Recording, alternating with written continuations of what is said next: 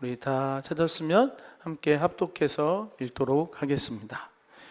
여호와께서 내 주에게 말씀하시기를 내가 내 원수들로 내 발판이 되게 하기까지 너는 내 오른쪽에 앉아 있으라 하셨도다. 여호와께서 시온에서부터 주의 권능의 귤을 내보내시리니 주의 원수들 중에서 다스리소서.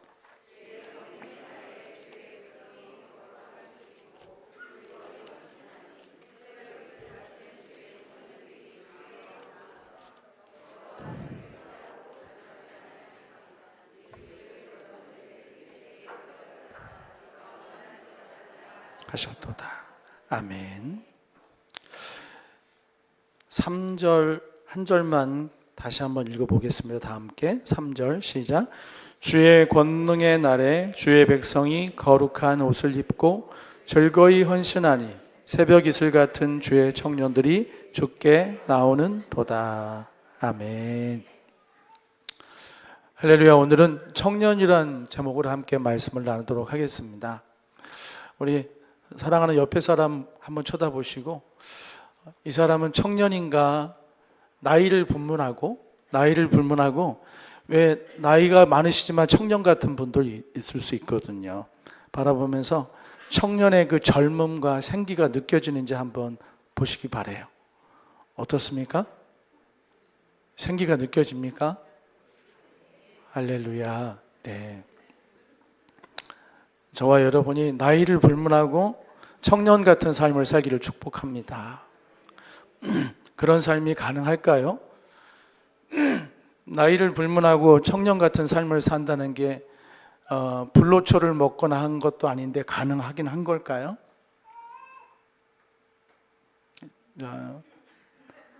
아기가 아멘이라고 하네요. 여러분이 가만히 있으니까 아기가 아멘이라고 그래요. 네, 맞습니다. 가능하니까 성경에 나와 있죠. 적어도 오늘 여기 청년이란 단어가 시편 110편에 나오지 않습니까? 이 시편 110편에 나오는 청년은 나이를 가리키는, 나이가 청년의 때라는 가리키는 그런 청년은 아닙니다. 좀 더 굉장히 폭이 넓은 의미에서 청년이에요. 그러니 나이와 상관없이 청년이라고 불리울 수 있는 사람과 삶이 있다는 거죠. 네, 저는 저와 여러분이 청년의 삶으로 끝까지 달려갈 수 있기를 축복합니다. 네. 이런 말을 좀 더 이해하기 쉽게 이렇게 얘기할 수 있을 것 같아요. 제가 이제 전도사 때 그 선교지 갔다 바로 부임을 했을 때 목회 경험도 없는데 장례가 한 집에서 두 사람이 죽는 장례가 있었어요. 할머니와 손녀가 같이 화재로 죽게 된 상황이었죠. 그래서 담임 목사님은 또 할머니한테, 저는 손녀한테 이렇게 가서 장례를 함께 치러야 되는 상황이 있었습니다. 젊지만 어리지만 안타깝게 삶을 바치는 사람이 있을 수 있잖아요. 세상에 오는 거는 순서가 있지만 가는 것은 순서가 없다고 하지 않습니까? 그러니까는 청춘이라는 것은 사실은 담보되어 있는 미래가 있는 용어예요. 청춘에겐 미래가 담보가 되어 있거든요. 앞으로 살아갈 날, 많은 가능성의 날들이 담보되어 있다는 의미에서 청춘은 의미가 있습니다. 그러나 어떤 이들에게는 그 담보된 날이 길지 않을 수도 있죠. 그러니 나이가 적다고 해서 10대, 20대라고 해서 그 청년의 그 특징을 갖고 있다고 말할 수는 없어요. 여러분, 이제 깊은 병으로 이제 10대 소년이 지치고 지쳐서 수척해 있다고 했을 때 그 사람을 문병 간 사람이 너는 청년이야 말할 수 있겠습니까?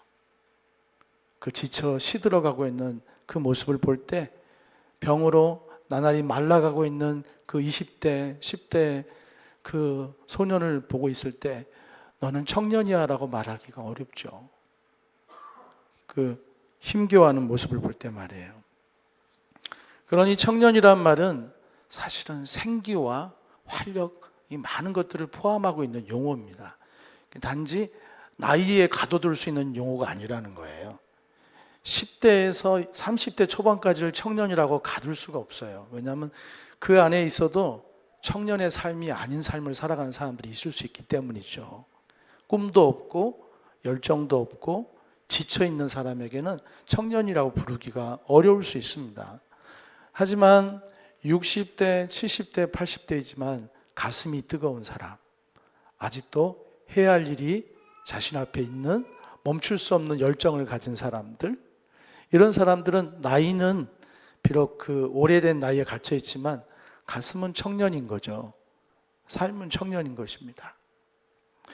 우리가 이런 관점에서 청년이라는 말을 나이에 가둬두지 않고 청년이 갖고 있는 어떤 속성을 통해서 청년이라는 것을 바라볼 수 있는 시간이 됐으면 좋겠어요. 네. 오늘 성경을 보면은 단순한 청년이 아니라 새벽 이슬 같은 주의 청년이라는 어휘가 나옵니다. 시편 110편은 다윗의 시편이죠. 다윗은 위대한 왕이었지만 또 하나님의 은혜로 앞으로 일어날 일을 보고 계시를 남긴 예언자, 선지자적인 사람이기도 합니다. 오늘 이 다윗의 이 시편을 보면은 다윗이 아주 먼 훗날에 일어날 일들을 사실 예언하고 있음을, 보고 있음을 알 수가 있어요. 1절을 보시면 여호와께서 내 주에게 말씀하시기를 내가 내 원수들로 내 발판이 되게 하기까지 너는 내 오른쪽에 앉아 있으라 하셨도다. 이 다윗의 시편이거든요. 여호와께서 내 주에게 말씀하시기를, 그러니까 여호와가 하나님이 존재하고 내 주가 또 따로 존재하는 거예요. 그러니까 여호와께서, 하나님께서 나의 주에게 말씀했다는 거예요. 뭐라고 말씀했냐? 그 나의 주가 궁금하죠? 여기 뒤에 보면 나와요. 나의 주에게 말씀하시기를 내가, 그러니까 하나님께서 너의 원수들을 네 발판이, 네 발 아래에 두기까지 너는 내 오른쪽에 앉아 있으라 하셨도다. 이거 우리가 많이 알고 있는 내용이죠. 그런 이 다윗이 가리키고 있는 내 주는 누구겠어요? 예수 그리스도를 그는 계시적으로 보고 있는 거. 놀라운 일이지 않아요? 어떻게 다윗이 앞으로 먼 훗날에 오실 예수님을 벌써 이렇게 영적으로 경험하는 그런 은혜를 누렸다는 거예요. 그래서 다윗은 왕이면서 선지자이기도 한 사람인 것입니다. 그러면서 이제 2절에 이어서 지금서부터 예수님에 대한 얘기를 하고 있는 거예요. 다윗이 그의 후손으로 오실 이 땅의 구원자 예수님에 대한 말을 하는 겁니다. 2절에 여호와께서 시온에서부터 주의 권능의 규를 내보내시리니 주는 원수들 중에서 다스리소서. 하나님께서 이제 예수님에게 권능의 규는 통치하는 것을 가리키는 거잖아요. 통치의 상징이죠. 당신이, 하나님께서 예수님에게 통치할 수 있는 능력과 권위를 주셔서 내보내시니 주는 원수들 중에서 다스리소서. 예수님이 이 땅에 오셨을 때 어떤 일들이 생깁니까? 많은 귀신 들린 자가 자유함을 얻게 되고, 억눌린 자가 해방이 되고, 가난한 자가 부욕해 되고, 그분의 다스리심이 이루어지는 걸 볼 수 있잖아요. 뭐 성경의 얘기만 할 것 없이 여러분 옆에 사람 좀 보세요.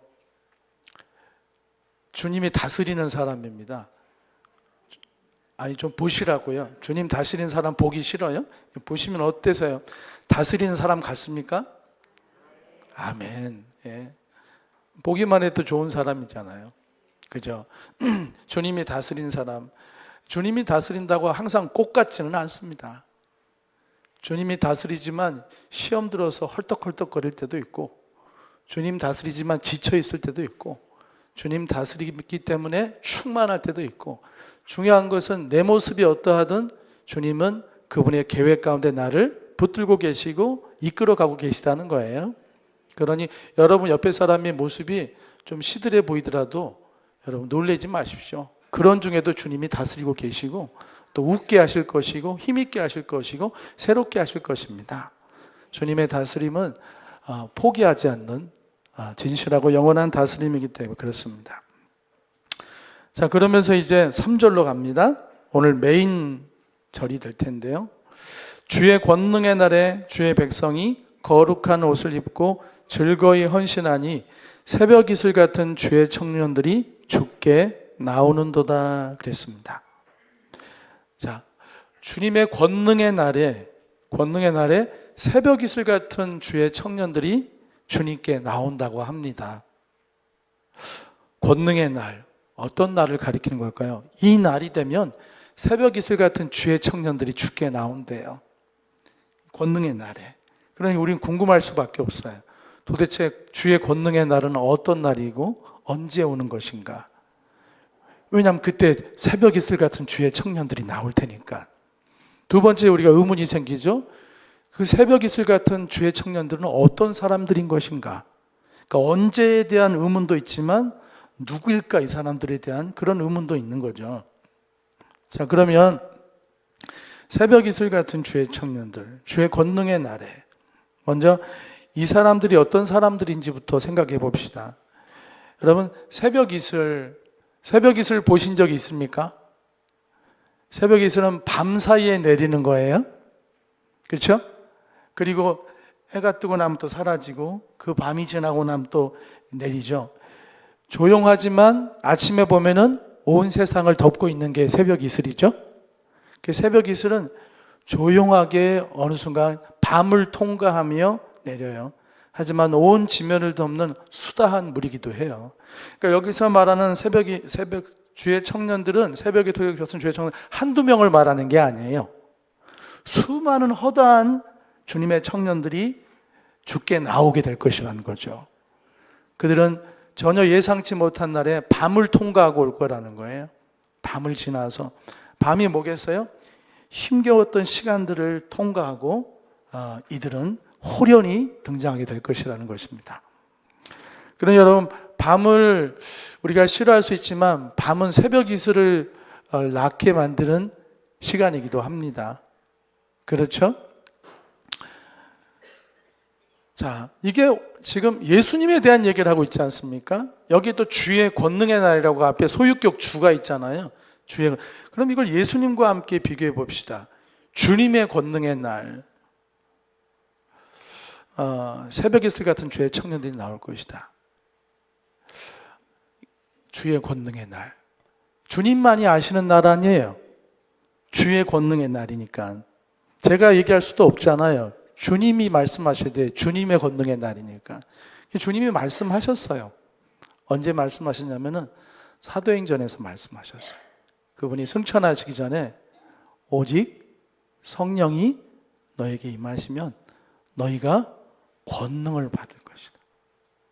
예수님이 하신 말씀. 주님이 말씀하신 권능의 때예요.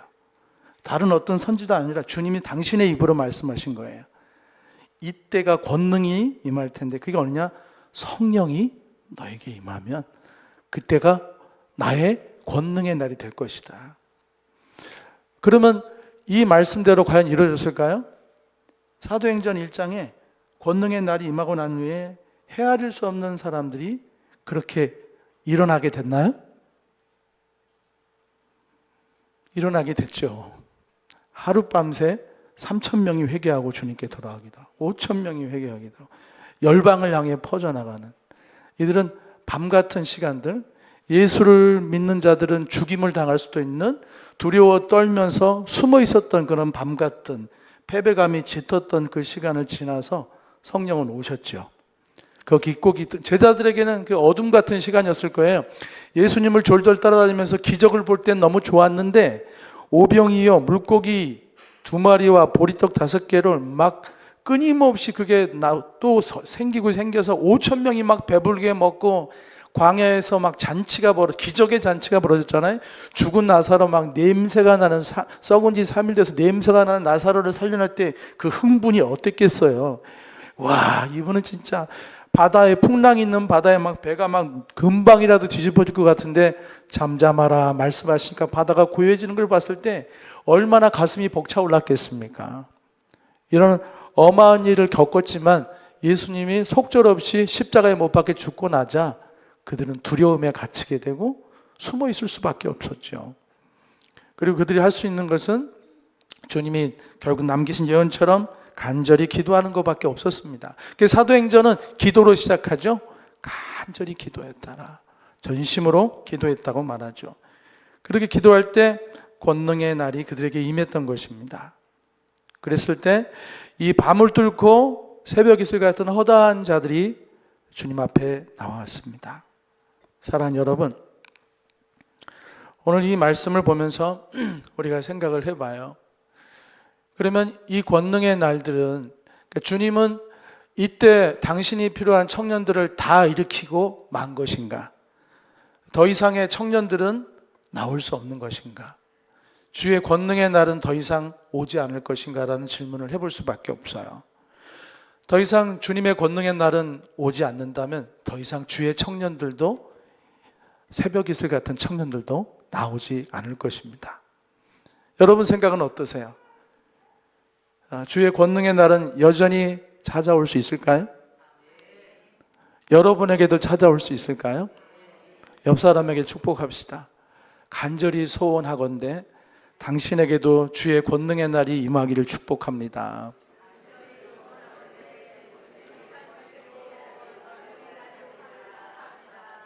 아멘. 간절히 원한다고 했으니까 간절히 기도해 주셔야 돼요. 네, 그렇습니다.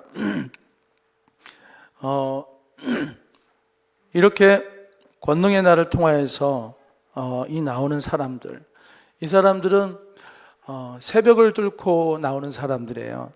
이들에게는, 이 주의 청년들에게는 새로운 날들이 열립니다. 그렇죠? 새벽 이슬이라는 것은 새날을 맞이한다는 뜻이거든요. 정말 사도행전의 사람들은 새로운 삶이 열리는 걸 보았어요. 이젠 두려움이 아니라 거룩한 불이 마음에 임했죠. 이제는 담대하게 어디든지 나가서 예수님을 전파하는 용기 있는 사람들로, 수많은 사람들을 사랑의 대상으로 보기 시작하고 살아가게 됐죠. 새날이 그에게 찾아왔습니다. 그리고 이들은 순결한 그리스도의 신부들로서 살아갑니다. 새벽 이슬 같은 주의 청년들의 모습이에요. 오늘 누군가가 주님의 권능으로 새벽 이슬 같은 청년으로 다시 일어날 수 있다면 그 사람에게는 새로운 삶이 시작이 될 거란 얘기예요. 새날이 올 것이고 순결한 새벽 이슬처럼, 그 맑디 맑은 새벽 이슬, 그 영롱한 새벽 이슬처럼 맑고 순결한 하나님의 사람으로서 살아가는 은혜가 입혀질 것이라는 것이죠.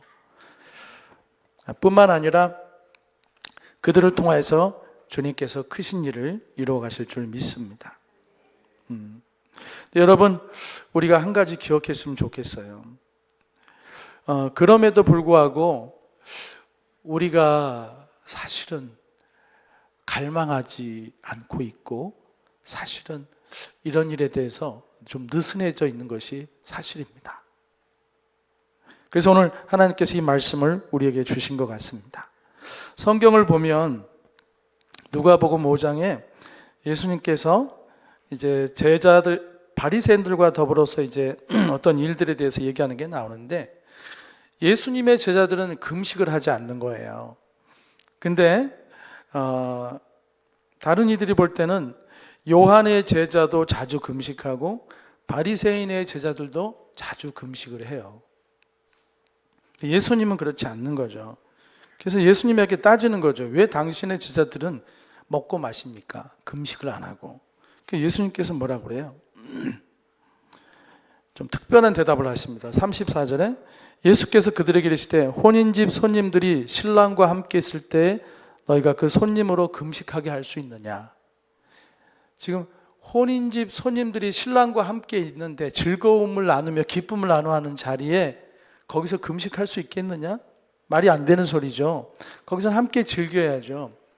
그러면서 이 얘기 뭐냐면 주님이 그 신랑이라는 거죠. 주님이 이렇게 함께 와 있을 때 주님과 함께 더불어 기쁨을 나누고 교제하고 주님을 만나는 것이 중요한 것이지, 그런 어떤 틀에 박혀 있는 그런 신앙들, 너의 종교적인 열심, 그것에 대해서 문제시를 하시는 거예요. 그러니까 이게 누가복음 5장에 나온 말씀은 뭐냐면, 너희가 지금 종교적인 열심을 가지고 제자들을 지금 비난하고 있지만 지금 이 순간은 내가 얼마나 헌금을 잘하느냐, 봉사를 열심히 하느냐, 또 금식 기도를 하느냐, 이런 것을 가지고 너를 드러낼 때가 아니라 너희는 지금 나를 만나야 될 때라는 거죠. 주님을 만나고 주님 안에서 진정한 기쁨을 나누는 사람이 되어야 된다는 것입니다. 여러분, 금식이 뭘까요? 우리 신앙의 열심의 한 피크 중에 하나가 금식이에요. 금식은 아무나 하는 거 아닙니다. 여러분, 최근에 금식하신 적 있습니까? 없을 거예요. 최근 몇 년 동안 일주일 이상 금식한 적 있나요? 없을 거예요. 이게 무슨 얘기냐면은 금식이 그만큼 어려운 것이고 특별한 때가 아니면 안 한다는 거거든요. 금식은 정말 절박한 때 하는 거예요. 간절할 때 하는 거고, 열심을, 최고의 열심을 나타내는 항목 중에 하나가 금식입니다. 그러니까 이들은 지금 금식이라는 걸 통하여 그들의 신앙의 열심을 드러내면서, 왜 쟤들은 안 하느냐, 당신의 제자들은 왜 안 하냐, 요한의 제자들도 하고 바리새인들도 열심히 금식을 주기적으로 하는데 왜 당신들 이렇게 열심이 없느냐라고 얘기하는 거예요. 근데 예수님이 뭐라고 말씀하시냐면은, 열심보다 중요한 것은 나를 만나는 것이다, 나와 함께 하는 것이다 라고 말씀하시는 거예요. 금식 얘기가 나와서 제가 경험했던 것을 얘기하면은, 저희 교회가 때때로 어려웠던 순간들이 있었지 않겠어요? 막 어려웠던 시간들이 있었어요. 그래서 금식 기도를 했던 적이 있거든요. 그때 금식을 하면서 제가 경험했던 것은 뭐냐면, 금식은 이 교회를 어떻게든지 하나님께 맡기고 이 문제를 풀어달라고 하기 위해서 해결을 받으려고 시작했거든요. 기도 제목이 분명히 있었단 말이에요. 근데 그렇게 시작한 금식이 일주일쯤 되었을 때 이상한 변화가 나타나더라고요. 어떤 변화가 나타나냐면은, 더 이상 그 금식을 시작했던 기도 제목들은 기도가 나오지 않더라고요.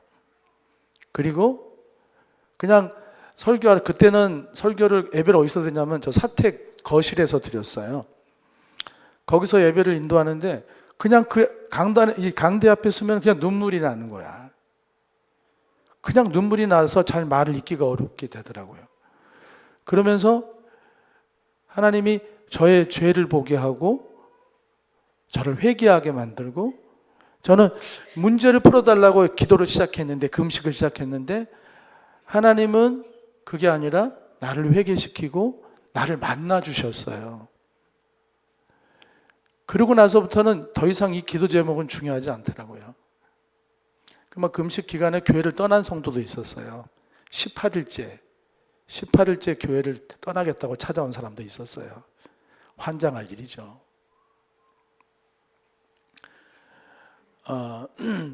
그런 시간들이 있었지만 그럼에도 불구하고 하나님이 함께 계시니까 그것들을 통과하고 그 어려운 시간들을 넘어서 여기까지 온 것 같아요.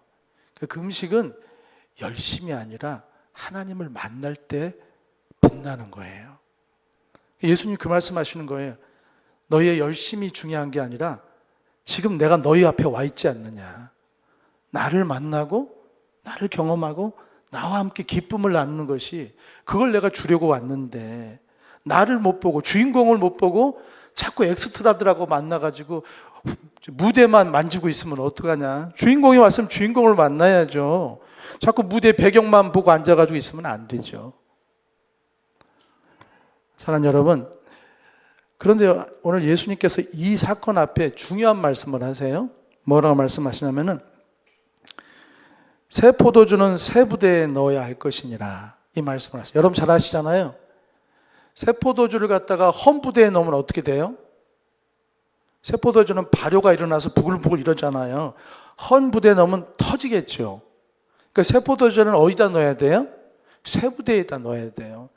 그러니까 그들이 가지고 있는 종교적인 열심이라는 헌 부대에는 예수님의 주시고자 하는 그 축복을 담을 수가 없어요. 왜냐하면 예수님도 못 만나고 있으니까.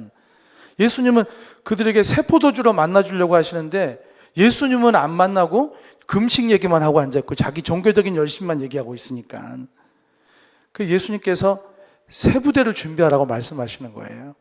새 마음, 주님을 맞이할 수 있는 마음, 열려있는 마음, 사모하는 마음을 가지라는 거죠.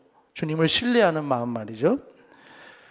자, 그러면서 38절에 새 포도주는 새 부대에 넣어야 할 것이니라 이런 말씀을 하세요. 결론입니다. 근데 이 결론 뒤에 진짜 결론이 나와요. 근데 이 결론은 안타까운 결론이에요. 자, 결론이 38절에 끝난 것 같아요. 새 포도주는 새 부대에 넣어야 할 것이니라. 이게 이 에피소드의 끝처럼 보입니다. 그러니 너희가 새 마음을 가져야 돼. 이렇게 말씀하신 것 같지만 이 이야기는 여기서 끝나지 않고 한 절 더 나갑니다. 39절 같이 한번 볼까요? 묵은 포도주를 마시고 새 것을 원하는 자가 없나니 이는 묵은 것이 좋다 함이니라. 이 말씀의 뜻이 뭘까요? 여러분, 묵은 포도주가 맛있어요? 그죠? 포도주를 안 드시는구나. 이게 묵은 포도주가 막 50년, 100년 된 거는 비싸잖아요. 묵은 포도주가 그 맛이 깊고 좋습니다. 묵은 포도주를 마시고 새 것을 원하는 자가 없다. 이 얘기는 뭐냐면은 이미 그 묵은 것에 길들여진 사람은 새로운 것을 찾으려고 하지 않는다는 뜻이에요. 그러니까 이들은 금식 기도하면서 사람들 앞에 저 사람들은 저렇게 열심히 있어. 저렇게 정기적으로 근십을 하고 저렇게 경건해. 저 사람들은 정말 신령한 사람들이야. 이 묵은 것에 길들여져 있는 거예요. 근데 주님은 그거 다 내려놓으라는 거거든요. 주님 앞에 알몸으로 다시 서라는 거거든요. 그게 싫은 거예요. 네가 제사장이든 바리새인 선생이든 뭐든 그게 되게 중요하지 않아. 그거 다 내려놓고 내게로 와서 진정 생수를 마시라는 말씀을 하시는 거거든요. 이걸 받아들인 사람이 있죠. 사마리아 여인. 옛사람을 내려놓고 예수님을 받아들이잖아요. 그렇죠? 여러분, 묵은 포도주를 마시고 새 것을 원하는 자가 없나니 묵은 것이 좋다라고 할 때 이 좋다라는 말의 뜻을 살펴보면 부드럽다 또는 익어서 편안하다라는 뜻이 있습니다. 그러니까 익숙한 것은 부드러워요. 익숙해서 편안해요. 근데 새 것이라는 말은 이런 뜻이 있어요. 날 것처럼 거칠고 낯설고 부담스럽다. 날 것처럼, 날 것은 여러분 약간 부담스럽잖아요. 날 것처럼 거칠고 부담스럽고 낯설다. 낯설어요. 익숙하지가 않아요. 이게 무슨 얘기예요? 주님께서 우리에게 초청하고 있는 것을 새 술을 새 부대에 담으라는 것은 새로운 초청입니다. 우리로 하여금 주님께서 이끌어가고자 하는 그 세계로 우리가 들어가기를 원하시는 거예요. 근데 많은 사람들이 그렇게 하지 못하는 것은 옛 생활에 익숙해 있기 때문에 그래요. 제가 우리 성도들에게 이제 이번 올해 부흥회를 합시다라고 얘기할 수 있잖아요. 신년 부흥회 하겠습니다. 그러니 여러분 밤에 나와서 함께 은혜 받읍시다 그러면은 틀림없이 여기서 그런 속상하게 만드는 사람들이 있을 거예요. 안 가. 밤에 가기 싫어. 그냥 있을래. 조금 이해가 되세요? 부드럽잖아요. 그냥 살던 대로 사시는 거. 익숙하고 편하잖아요. 그래서 묵은 것을 먹고 새 것을 찾는 사람이 없는 거예요. 근데 여기에는 예수님의 탄식이 담겨 있는 거예요. 새술을 새 부대에 담아야 되는데 왜 너희들은 익숙한 것에 머물러 있는가 하는 주님의 결론적인 탄식이 들어있는 거예요. 그 탄식에는 돌이키길 원하는 주님의 마음이 있는 거죠. 사랑하는 여러분, 2026년 새술을 새 부대에 담으시길 바라요. 권능의 주의 청년들은 이 일을 할 수 있는 사람들이에요. 청년들은, 우리 교회 청년들이 있잖아요. 저 청년들이 청년의 빛을 드러내려면은 다른 사람들은 하지 않은 것을 할 수 있다고 믿는 거죠. 청년이기 때문에. 새로운 일에 대해서 두려워하지 않죠. 청년이기 때문에. 청년은 두려워하지 않아요. 청년은 돌파하고 나갑니다. 주의 청년들은 그런 거예요. 실제로 사도행전에 나왔던 주의 청년들은 누구도 막을 수 없었어요. 어떤 것도 제어할 수 없었어요. 오직 하면 전염병이라고 불렀을까요? 저들은 전염병입니다라고 그들이 별명을 붙였어요. 걷잡을 수 없는 사람들. 그들이 주의 청년, 권능을 받은 주의 청년들이었어요. 그들은 옛 생활에 묶여있지 않고 두려움 없이 주님이 이끄시는 곳은 어디든지 갔던 사람들이죠. 그래서 주의 청년들인 거예요. 그러니까 우리 청년들이 여기에는 나이만 청년뿐만 아니라 모두가 다 주의 청년. 우리 김태철 안수 집사님, 우리 송사명 안수 집사님 이제 다 60 이상이 됐잖아요. 60. 그러나 이분들 안에는 또 열정이 있잖아요. 할렐루야. 예. 아직도 주님 앞에 열심을 내기를 원하는 그 뜨거움이 있거든요. 너무 귀한 분들이에요. 다른 분들도 일일이 다 호명하지 않았지만 그런 분들이 여기 많이 계십니다. 사랑하는 여러분, 부디 옛것에 익숙해 있지 않기를 축복합니다. 세수를 새 부대에 담을 수 있는 진정한 청년들이 되시길 바랍니다. 나이가 들면 하는 일이 있어요. 그게 뭐냐면 자꾸 옛날 얘기하는 거예요. 옛날에 내가 뭘 어떻게 했다. 옛날에 내가 뭘 어떻게 했다. 어떻게 했다. 그건 청년이 아니라는 것을 스스로 입증하는 거예요. 청년은 오늘 할 일이 있어요. 아직 해야 할 일이 있다고요. 아직 내겐 새 것이 있다고요. 채워져야 될 새 것이 있단 말이에요. 그래서 바울은 말해요. 이전 것은 내가 다 잊어버리고 앞을 향해 달려간다고 그랬잖아요. 그래서 바울은 영원히 청년이에요. 사도 바울은 영원한 청년. 이전 것은 내가 다 잊어버리고 오직 앞에 있는 것을 보고 달려간다 그랬잖아요. 영원한 청년. 말씀을 이제 정리를 하겠습니다. 에베소 요한계시록을 보면은 7교회에 대한 예수님의 말씀이 나오거든요. 거기에는 예수님의 칭찬을 받은 교회도 있고 책망을 받은 교회도 있지만 칭찬도 받았지만 또 바꿔라라고 하는 것을 들은 교회들이 있어요. 그 중에 하나가 예배소 교회죠. 저는 예배소 교회가 오늘날의 교회를 많이 대표한다고 생각이 돼요. 열심히 있어요. 이것도 하고 저것도 하고 막 해요. 그런데 너에게 고칠 게 하나 있다라고 주님이 딱 집어서 얘기하거든요. 그게 뭔지 아시죠?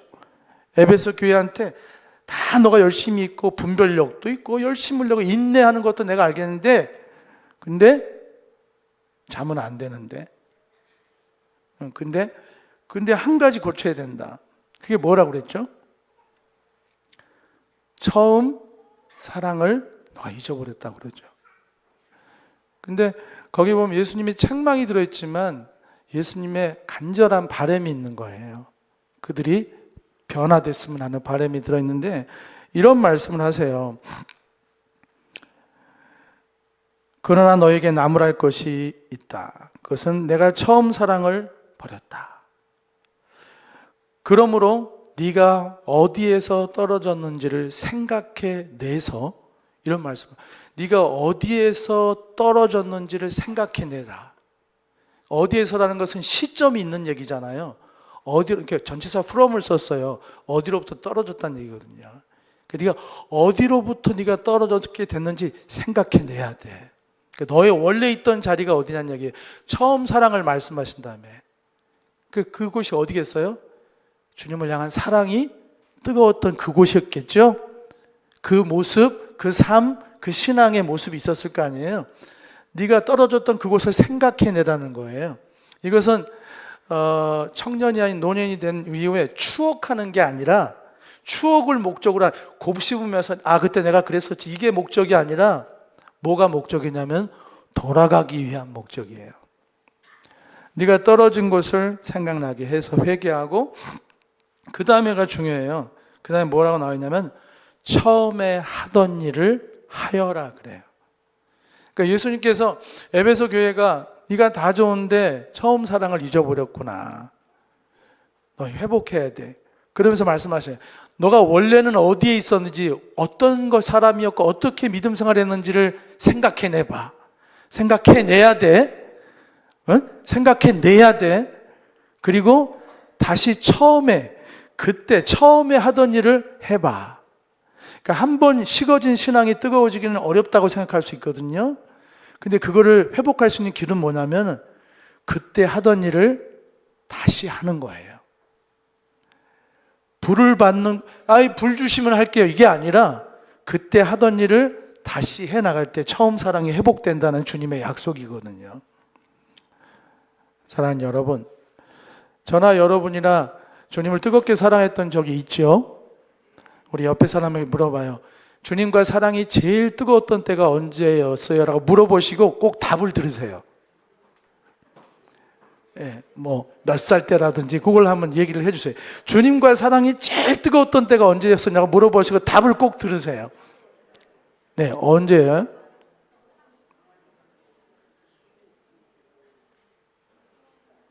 네. 그럼 이제부터 조사를 하겠습니다. 주님과의 사랑이 제일 뜨거웠던 게 10년 전쯤이었다. 손 들어봐요. 10년밖에 안 됐어요. 아직 식은 지 얼마 안 된 사람들. 근데 진짜 자기 인생에 가장 뜨겁게 주님을 사랑했던 때를 말하는 거예요. 그때가 20년 됐다. 그러시군요. 네, 저기도 계시고. 한 30년 된 것 같다. 그 뜨거웠던 시간이 한 30년 전이다. 그때는 진짜 뜨거웠다. 네, 잠깐 손 들다 마시고. 자, 이제 한 번만 더 여쭤볼게요. 40년 이상 된 것 같다. 그 뜨거웠던 사랑이. 네, 손 드신 분 계시고, 네. 40년 전에 뜨거웠던 거예요. 그 얘기는 지금 간증을 들으면 우리까지 뜨거워질 수 있는 그런 얘기일 거예요. 틀림없이. 그렇게 뜨거웠다고 말할 것은 그냥 대충 가는 길은 아니었을 거예요. 정말 뜨거웠을 것 같아요.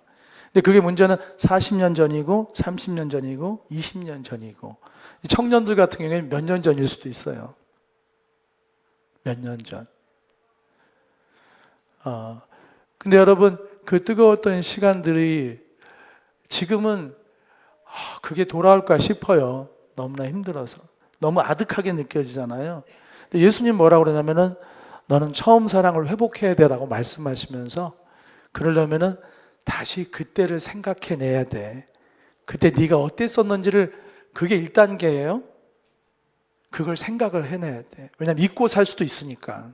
그걸 다시 생각해내고 그 다음에 그때 네가 했던 일들을 다시 해봐. 그게 예수님의 처방이에요. 그렇게 하면 회복시켜 주겠다는 거죠. 왜냐하면 중요한 것은 꺼지진 않았기 때문에. 우리 안에 있는 불은 꺼지진 않았어요. 조금 사그러졌을 뿐이지 다시 무언가가 더해지면 타오를 수 있는 거죠. 주님이 그걸 아시는 것입니다. 사랑하는 여러분, 다시 이 청년의 마음으로 주님 앞에 순결하게 또 새로운 삶을 시작할 수 있기를 바랍니다. 그런 이들이 많이 일어나기를 바랍니다. 결국 이제 핵심으로 돌아간다면은 이런 청년들은 주의 권능의 날에 쫙 나오거든요. 자원함으로 즐거이 헌신한다고 그랬거든요. 이들이. 그러니까 막 자원함으로 주님 앞에 나오게 될 거예요. 허다한 무리들이. 근데 반드시 전제 조건이 있어요. 그래서 뭐냐면 권능의 날, 성령을 받을 때. 이미 사도행전에서 강력한 성령의 임재를 통해서 이렇기도 하지만 저는 그걸 또 반복하기는 어렵다고 생각이 돼요. 할 수 있지만 우리들의 삶과 수많은 교회들의 삶 속에 모두가 다 사도행전의 교회처럼 되는 것은 지금까지 경험으로 쉽진 않아요. 그런데 한 가지 분명한 것은 꼭 성령의 우리에게 권능으로 임하는 것은 사도행전 2장의 모습으로만 오지는 않는다는 거죠. 만약에 그러한 형태가 아니더라도 성령이 우리에게 오셔서 우리에게 새날을 허락하시고 새로운 열정을 주시고 그렇죠? 우리가 다시 주님 앞에 옛사람의 모습을 내려놓고 처음 사랑을 회복할 수 있다면 충분히 권능으로 우리에게 찾아오시는 거죠. 저는 우리에게 지금까지 제가 경험했던 성령님, 여러분과 함께 경험했던 성령님을 여러분에게 소개하고 마치려고 해요. 우리가 다 사도행전 2장처럼 그냥 전심으로 그렇게 모여서 막 기도하려고 해도 여러분 모이지도 않아요. 왜냐하면 직장 생활하고 바빠가지고 쉽지 않아요. 다만 한 가지 분명한 것은 성령님은 지금도 우리를 회복시키고 계시다는 사실을 여러분이 주지하셨으면 좋겠어요. 성경을 보면은 사도행전 2장에만 성령이 오시지 않고 그 뒤에도 성령이 가정에 임하시고 듣는 자들에게 임하신 장면이 나오거든요. 그렇죠? 고넬료의 가정에는 어떻게 임하셨죠? 성령이? 말씀을 들을 때 성령이 임하셨어요. 그 성령은 고넬료의 가정에 권능으로 임하셔서 그들을 새롭게 하셨습니다. 그렇죠? 사랑하는 여러분, 말씀을 들으시길 축복합니다. 말씀을 들을 때 성령은 오세요. 그리고 마음을 새롭게 하십니다. 여러분 진짜 말씀을 만나보세요. 진짜 말씀을 가슴으로 교통사고 당하듯이 쾅 한번 부딪혀 보세요. 여러분의 삶을 흔들 거예요. 여러분의 가치를 흔들고 여러분의 식어있는 마음에 불을 붙여줄 거예요. 성령은 지금도 말씀을 통해서 우리 가운데 오셔서 주의 청년들로 일으키십니다. 말씀을 들으세요. 여기 지금 뭐 졸리신 분도 있고 빨리 끝나면 좋겠다는 사람도 있을 텐데 버티세요. 버티고 들으세요. 다 그랬어요. 그러다가 어느 순간 나의 통제 바깥에 하나님이 나를 찾아오신단 말이에요. 그러니까 듣는 자리에 있는 게 축복이에요. 자꾸 듣는 자를 찾아오시고 속썩이는 딸내미 아들내미 듣는 자리에 있다 보면 어느 순간 그의 통제 바깥에 주님께서 오셔서 말씀으로 만들어 가시는 거예요. 저는 여러분이 말씀을 듣고 사모하시다가 주의 권능이 여러분에 임하시길 바라요. 새롭게 태어나고 묵은 것을 버리고 새 것의 삶을 살아가는 역사. 그래서 새로운 도전을 시작하는 분들이 많이 계세요. 연세가 들으셨지만 말씀으로 인한 성령을 받고 나서 새롭게 뭔가를 시작하는 분들이 계시다는 거예요. 청년이 된 거죠. 청년이 된 거예요. 사랑하는 여러분, 또한 아울러 기도와 예배의 자리를 사모하십시오. 기도는 언제나 성령님이 찾아오시는 통로입니다. 그것은 여러분 개인 기도도 좋고 때로는 여러분의 심령을 만지실 거예요. 아이 목사님 거짓말 좀 그만하세요. 제가 증명을 해볼까요? 여기로 기도를 많이 하신 분들 계시는데 그렇게 하다가 요즘 기도를 소홀히 하고 계실 적이 있죠. 또 기도를 안 하실 수도 있고 여러분 안에서 어떤 변화가 일어나나요? 여러분이 저에게 휴가를 3주만 내주면 제가 아무것도 하지 않고 3주만 놀러 댕기라고 그러면 제가 어떻게 변할 것 같아요? 더 이상 예배도 드리지 말고 기도도 하지 말고 성경도 보지 말고 그러면은 이상한 사람이 돼서 나타날 수 있어요.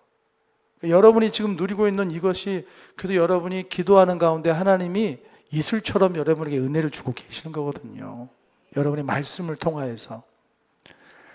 그러니 사랑하는 여러분, 말씀에 더 사모함을 가지시고 또 기도의 자리를 소중히 여기시고 놓쳤던 기도, 자꾸 시들시들해지는 사람들 보면은 그게 막히는 거예요. 말씀이 막히고 기도가 막히니까는 보기에도 안쓰러워요. 막 이렇게 막 뜨거웠던 사람이 얼굴이 막 보기에 민망할 정도로. 왜 그래요? 말씀을 떠나고 기도를 떠나고 예배를 떠나 있으니까 시들어가는 거예요. 사랑하는 여러분, 다시 주님의 권능이 여러분에게 임하시길 축복합니다. 때로는 잔잔한 바람처럼 성령은 여러분에게 권능으로 찾아오시고 이슬처럼 오실 수도 있고 어느 때일지 몰라요. 저도 그런 것 같아요. 어느 날 이렇게 예배를 드리다가 갑자기 한 마음이 쑥 들어오기도 하고 조용히 기도하다가도 한 마음을 부어주시기도 하시고 그렇게 성령님 우리 가운데 찾아오셔서 새 일을 행하시는 것입니다. 기도하겠습니다. 사랑의 주님 감사합니다. 오늘도 주신 말씀을 따라서 새벽 이슬 같은 주의 청년들이 주님의 권능의 날에 성령의 만지시는 날에 하나님 한량없이 부어주신 그 은혜의 날에 일어나고 또 일어나게 하여 주시고 즐거이 주님 앞에 헌신하며 나아가게 하여 주시옵소서. 예수님의 이름으로 기도드렸습니다. 아멘. 우리 함께 찬양하겠습니다. 함께 찬양 새벽 이슬 같은 주의 청년들이 우리 말씀을 생각하면서 우리 주님, 내가 그와 같은 청년이 되기를 원합니다, 그렇게 진솔하게 고백하면서 나갔으면 좋겠습니다. 우리 박수 치면서 한번 같이 찬양해봐요. 청년들처럼 힘차게.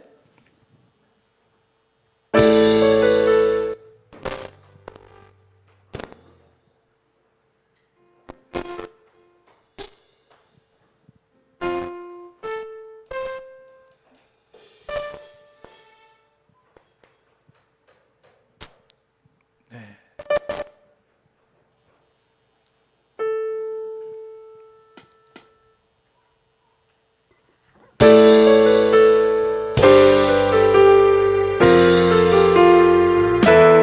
새벽 이슬 같은 주의 청년들이 주님 앞에 나오는 도다. 주님의 이름으로 축복하여 주소서. 주의 빛을 바라게 하소서. 우리 한 번 더 새벽 이슬 같은 옆에 사람 축복하며. 새벽 이슬 같은 주의 청년들이 주님 앞에 나오는 도다. 나오는 도다. 주님의 이름으로, 주님의 이름으로 축복하여 주소서. 주의 빛을 바라게 하소서. 우리 한 번만 더 합시다. 새벽 이슬. 새벽 이슬 같은 주의 청년들이 주님 앞에 나오는 도다. 주님의 이름으로 축복하여 주소서. 주의 빛을 바라게 하소서. 아멘. 우리 한번 기도하는 시간 갖겠습니다. 우리 겸손하게 하지만 정말 진솔하게 주님 앞에 기도했으면 좋겠습니다. 주님은 거짓된 기도를 원치 않으십니다. 부족하다도 진솔한 기도를 기뻐 들으십니다. 이 시간 주님 앞에 기도합시다. 주님, 나의 나이를 떠나서, 나의 상황과 환경을 떠나서 주의 권능의 날에 내가 즐거이 주님 앞에 헌신하는 새벽 이슬 같은 주의 청년들로 살다 가게 하여 주시옵소서. 그러기 위해선 내 힘으로 되지 않고 주님이 약속하신 성령, 그 성령을 한량없이 말씀 가운데, 기도 가운데, 예배 가운데 내게 부어주셔야만 내가 주의 청년으로 일어날 수가 있습니다. 주님, 허락하여 주시옵소서. 묵은 곳에 취하여 주저앉아 있지 않게 하시고 세수를 새 부대에 담을 수 있는 그런 남은 삶이 되게 해달라고 간절히 주님 앞에 진솔한 거짓 없는 기도를 함께 드리도록 하겠습니다. 기도하겠습니다.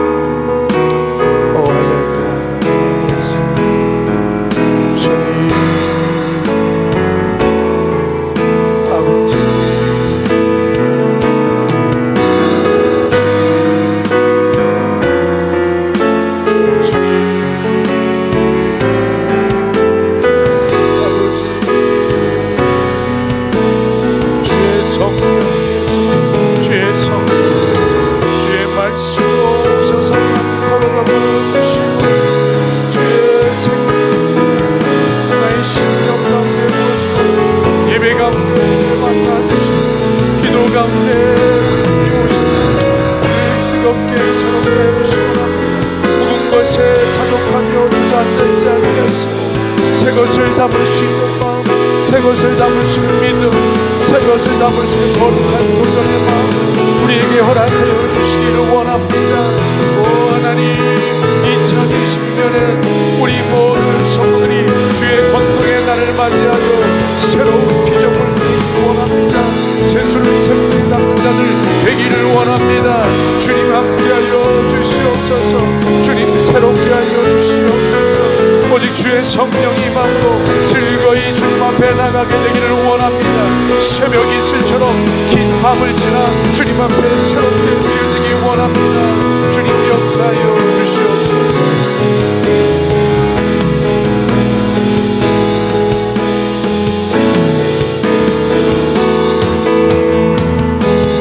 하나님의 품이 나의 비전이 되고 예수님의 성품이 나의 영역이 되고 성령님의 본능이 나의 능력이 되길 원하고 바라고 기도합니다. 하나님의 품이 나의 비전이 되고 예수님의 성품이 나의 인격이 되고 성령님의 권능이 나의 능력이 되길 원하고 바라고 기도 모든 시선을 주님께 드리고 살아계신 하나님을 느낄 때 내 삶은 주의 역사가 되고 하나님이 일하기 시작한 모든 시선을 주님께 드리고 전능하신 하나님을 느낄 때 세상은 주의 나라가 되고 하나님이